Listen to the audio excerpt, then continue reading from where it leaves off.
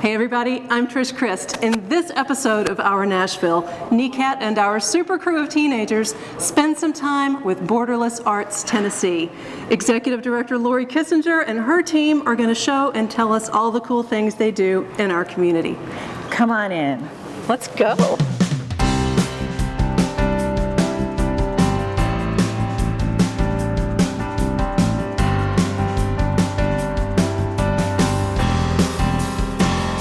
It's our Nashville.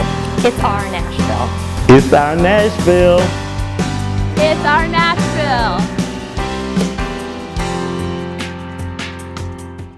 We all know how to talk about our organization during meetings, but what about the chance encounter of a lifetime? You never know who may share your next elevator, notice your logo on a notebook or a tote bag, and ask what you do. What's the clearest, most persuasive thing you can say in a short elevator ride?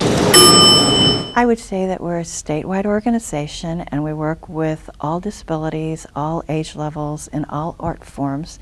And we use what we do to enhance education and to empower career development and to have creative expression, and that we help individuals with disabilities take their arts and make the most of their lives with those arts and reach others and become part of a community through the arts.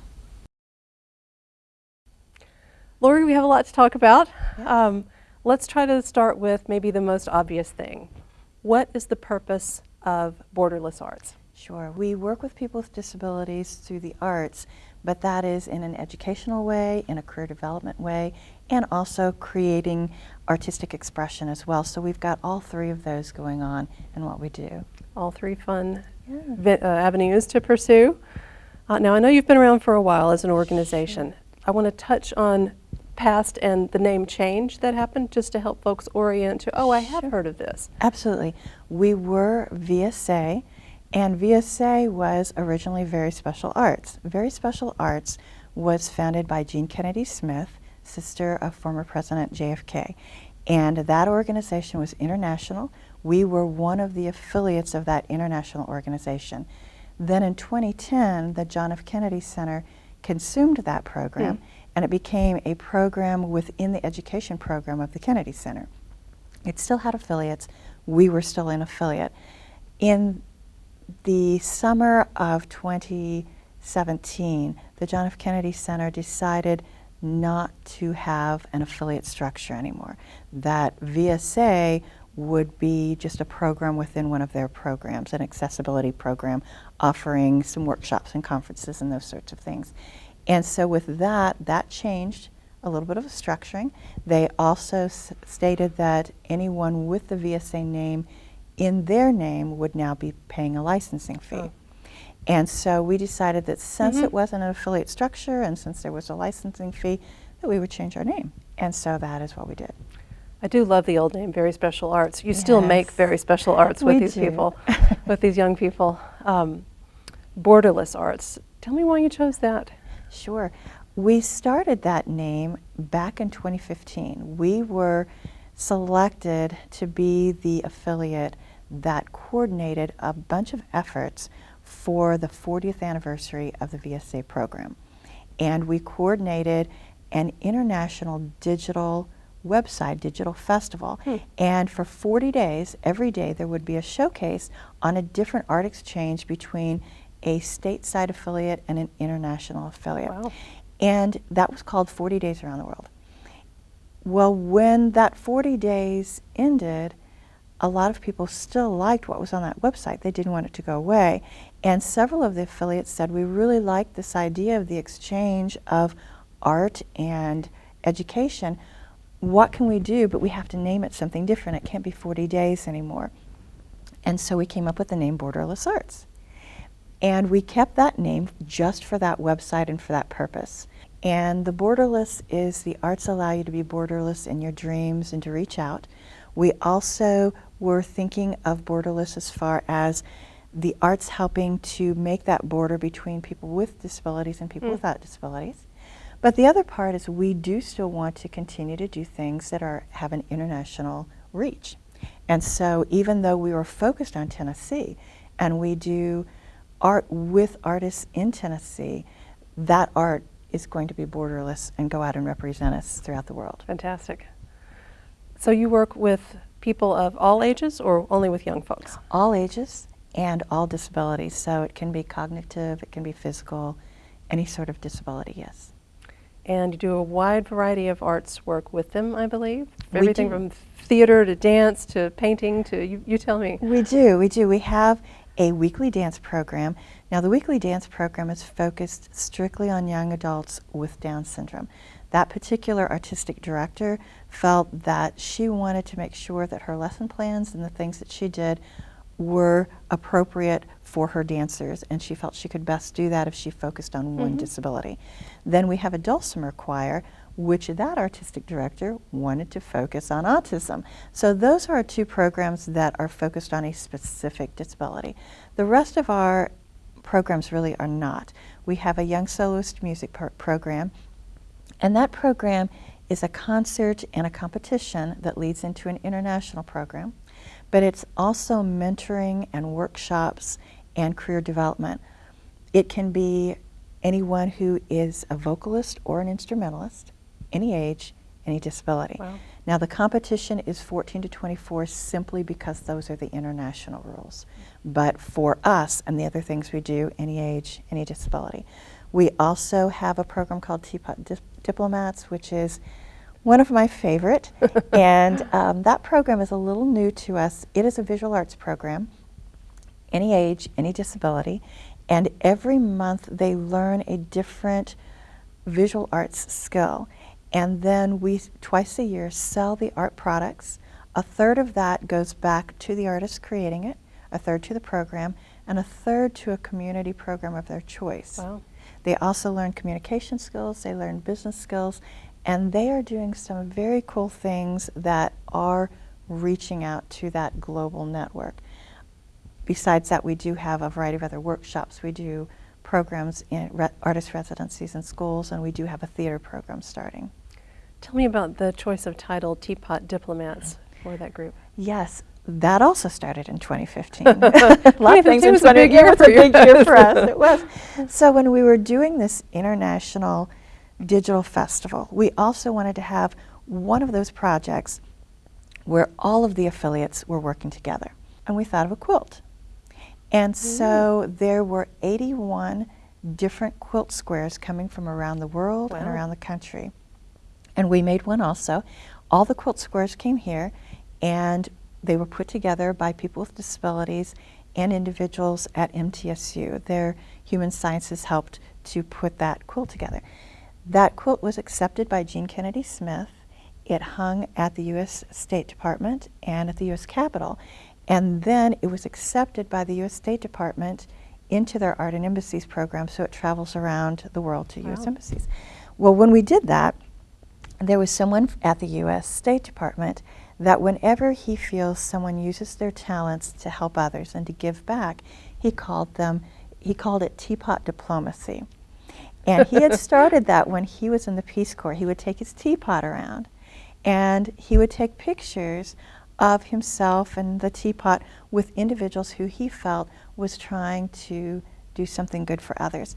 And when I was there, he took a picture of me with his teapot, and he said, well, this is teapot diplomacy. That stayed in the back of my head. And when we were developing this program and thinking of a name, I contacted him and I said, hey, Charlie, I said, what would you think of us taking this name? And he said, I'd love it if you used that name. So our whole thought with Teapot Diplomats is that they are using their talents to give back to others and to create awareness of disabilities. They go out and they do speaking engagements, they do diversity training. They did a diversity training for the Metro Police. They have gone out and taught other people with disabilities, so they have been the teachers. So they've been in that particular role. They have just recently created a piece of art that went into a United Nations art exhibit. So they use their art in a variety of ways to give back, and that's why. And all of their art has a tea theme. It either is made out of something related to tea, or it has a design that looks like a teapot or a teacup. So we keep everything with a tea sort of theme, and so therefore they are the teapot diplomats. I love it. Yes. I thought you were going to say, that's totally not the answer I thought you were going to say. I thought you were going to say that every culture has tea. And they And do. with that helps take down the borders. That is a commonality that we all have. Well, that's what Charlie was finding, because when he was in the Peace Corps, every time he would go somewhere, they would serve him tea. And then his response to them was, well, I came to serve, not to be served. Nice. So Wow. he said, well, if everyone, the first thing they do is serve me tea, what I need to do then is take a teapot and offer them tea. Beautiful. And so, yes, in what you're saying, all cultures do have tea, and many conversations, that's where they begin, and that's where hospitality begins, and that's what we're all about. Fantastic. I want to talk a little more in depth about some of the programs that I know you have. Let's talk about the dance program, the movement program. Sure. Certain age group, or that is any age? It is young adult, typically starting at about 13, although depending on the maturity of the child, the artistic director will make a decision on that. There is not a cap on the age, Right. but as far as starting, usually it's about 13. Men and women? Men and women, yes, it is. And right now, we do have primarily one man performing, and so he really kind of enjoys that role. But we do Lead encourage dancer. other, yes, we do encourage other males to join.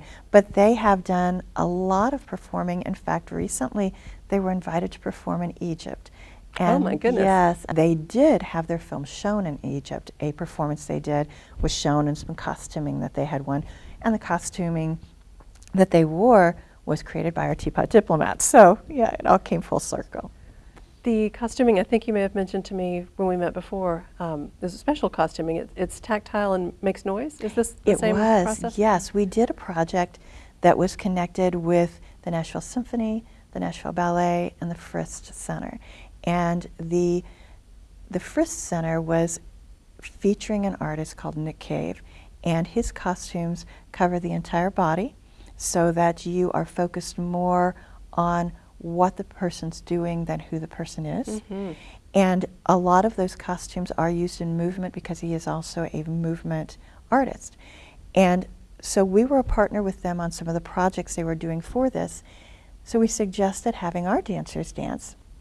So our dancers danced, and our teapot diplomats made the costumes for them in a Nick Cave style. And they covered their entire bodies, and they were featuring the four senses. So some had big flowers on them for smells, some had all kinds of fruit and plates and things on them for taste, and a variety of things for the senses.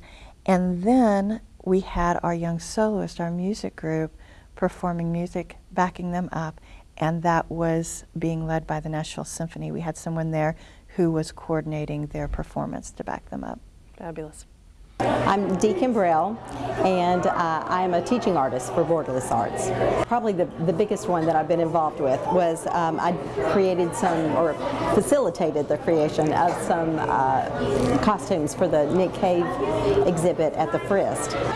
It was a year-long project, and we began to collect reused materials, and so we had all these different collections. Each of the costumes had a different sense that we were to go by. And so this one is the sense of sound. You can hear the bottle caps make a sound, and then the costume has like drapes of bottle caps that go over it. And so it's for the sense of sound.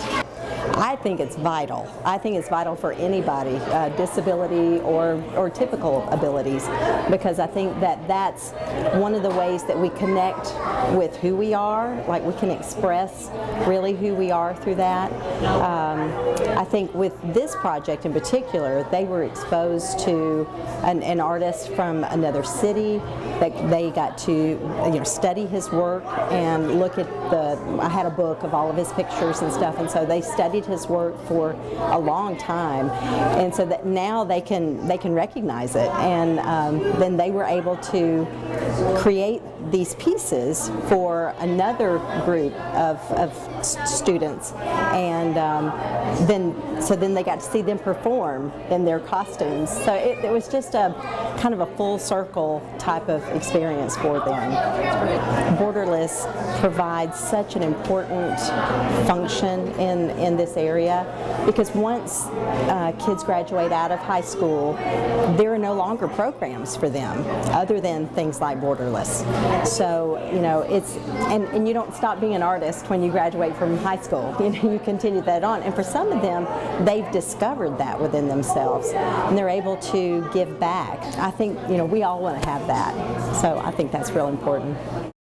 My name is Yvette Renee Cowden, and I'm a teaching artist for Borderless Arts, and I've been with them for about 15 years. I'm Kathy Plord, and I'm also a teaching artist, and I've been with them for 5 years. We are born creators. That's what we're on this earth to do, is to create. And people that don't think that they're creative just haven't tapped into that yet. We hear that all the time, oh, I'm not creative. Art in all of its forms, whether it be music, dance, written word, visual, that is our way of expressing that. It's important because that's life. That's my opinion. It's even more than that. I think it's how you dress yourself, how you decorate your home, how you cook. I think it's all of that. For me, art is important for everyone because that's what we're made to do, to be creative. I come from a couple of different backgrounds. I actually have epilepsy myself. I have a seizure disorder. So that's sort of how I got into this to begin with, because at the time that I was diagnosed, I didn't even know what epilepsy was. I was young. So I kind of had to explore that, and I didn't have words to describe what was going on in my brain. So I think in a sense I can relate to the kids that I'm working with, especially on the autism spectrum. We have very similar thought patterns. And sometimes I have to research and, for example, working with the blind children, I will blindfold myself to make sure that the materials that I'm using that I can do in order to make that project come to fruition, if I can do it, then I feel like they can do it. I don't feel like they're disabled children. I feel like they're differently abled. And that's been so clear to me from the very beginning. And when I work with normal kids, it's hard for them not to keep looking at their neighbor's work and comparing it. And when I work with the differently abled children, they do not compare their work to each other. And it's astounding. As far as the opportunities that Borderless Art provides for the kids, hugely important, because without them, there's programs that I've worked with that have taken these kids and their artistic abilities. They've won awards. And some of the kids in my programs, their art is now in the Children's Museum in Washington, D.C. They've been able to fly and be presented with an award and see their art in a museum, and that's pretty incredible. Not everybody gets that opportunity, and I think that that's something that's extremely important that Borderless provides. I'm so proud to be a part of it. Classical, pop, rock, all kinds of music. It lets the people see my music abilities, not my disabilities. It allows to represent those who have disabilities but also have musical talents. My name is Elliot McLean. I am a grad student at Belmont University studying piano performance. Well, as a college student, I play just about anything and everything for studying, so it's kind of tough to pick right now because I'm so immersed in a lot of different styles, but that's a very jazz-influenced piece, a lot of my play is very jazz influenced just because of the education I've had, even pieces that aren't strictly jazz pieces like that one. It may be the misconception of general community that people with significant disability are not looking for a career. And isn't that wrong? That's very wrong. Let's talk about that for a minute. Yes. One of the things that I think has always given me a soft heart for people with disabilities is that most people with disabilities have come by a disability because they were born with one, there was some sort of a significant accident in their lives that created one, or aging has created it, or a disease has created it. So it's not something that they went out to get or do or wanted to have, and it's of no fault of their own, and they have a disability, but that does not mean that they do not have abilities, and most of them desperately want to contribute. They don't want things given to them. They want to give back. They want to feel useful. They want to be part of a community, and they want you to see them as a person and not as a disability. They want you to see them, they're like everyone else.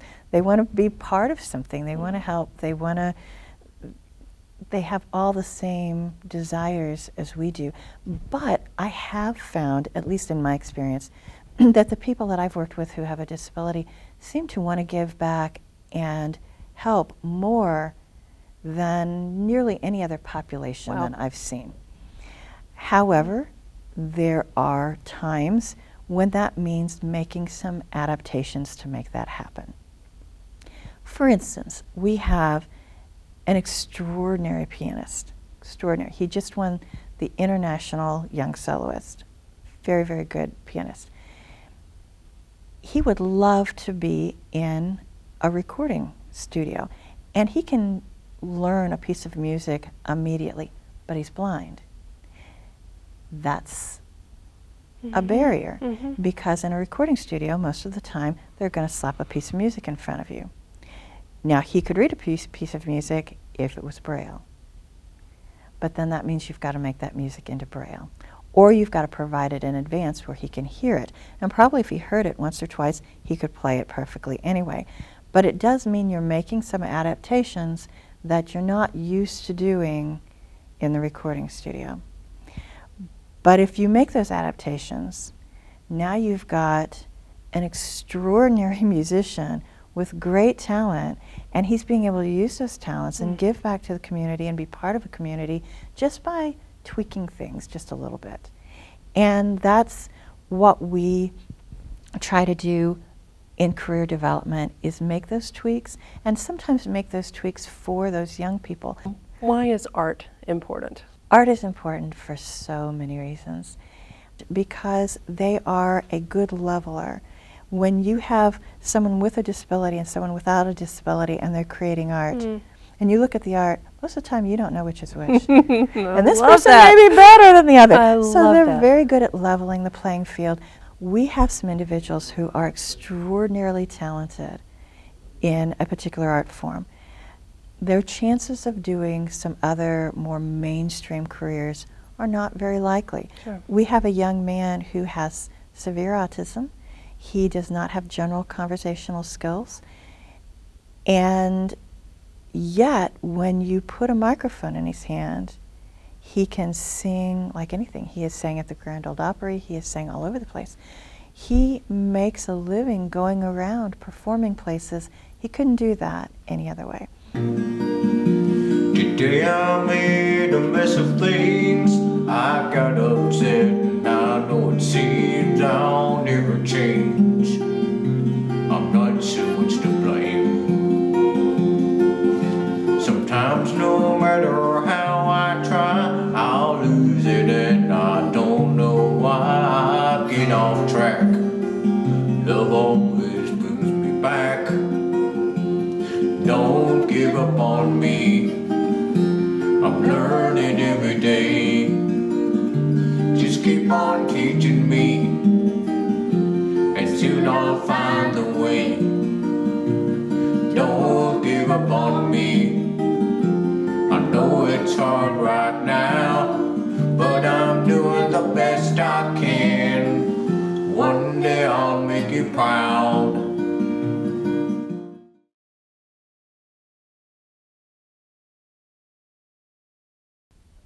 Okay, Lori, we're at the last section. Here is my Okay. favorite part of the seated interview. Okay. It's the speed round of All questions. right, all right.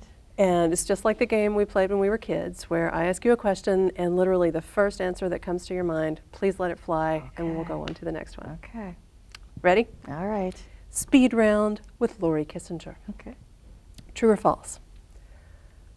According to the Center for Disease Control and Autism Tennessee, about 1 in 68 children is diagnosed with an autism spectrum disorder. I would say true. True or false? They deserve to make art. Absolutely true. True or false?